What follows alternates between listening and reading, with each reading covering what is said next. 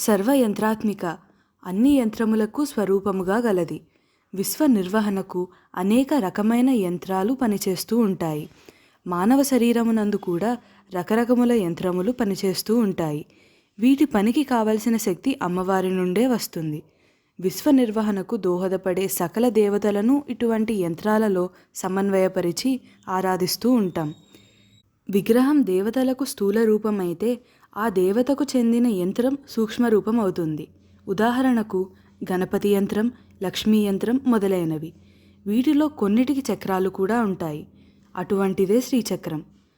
ఆరంభంలో మహావృక్షము కూడా ఒక బీజంలో ఇమిడి ఉన్నట్టు మనం చేసే ఆకృతులన్నీ ప్రారంభంలో బిందువులోనే ఇమిడి ఉంటాయి.